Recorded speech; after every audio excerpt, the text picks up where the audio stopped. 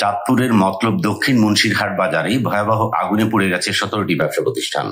শুক্রবার সকালে বাবুরহাট মতলব পেন্নাই সড়কের পাশে দোকানগুলোতে এই অগ্নিকাণ্ডের ঘটনা ঘটে। পরে ফায়ার সার্ভিসের 4টি ইউনিট 1 ঘন্টার চেষ্টায় আগুন নিয়ন্ত্রণে আনে। তবে আগুন নিয়ন্ত্রণে আসার আগেই পুড়ে যায় 17টি দোকান। এতে 5 থেকে 7 কোটি টাকার ক্ষয়ক্ষতি হয়েছে বলে ধারণা ভুক্তভোগীদের। অগ্নিকাণ্ডের ঘটনা নিয়ে চাঁদপুর ফায়ার সার্ভিসের উপসহকারী পরিচালক সৈয়দ মোর্শেদ হোসেন জানান, সকাল 7:15টার দিকে বাজারে নবীর নামের এক হার্ডওয়্যার ব্যবসায়ীর দোকান থেকে এই অগ্নিকাণ্ডের সূত্রপাত। এতে 17টির মতো দোকান ক্ষতিগ্রস্ত হয়েছে। তদন্ত সাপেক্ষে আগুনের সূত্রপাত সম্পর্কে জানা যাবে।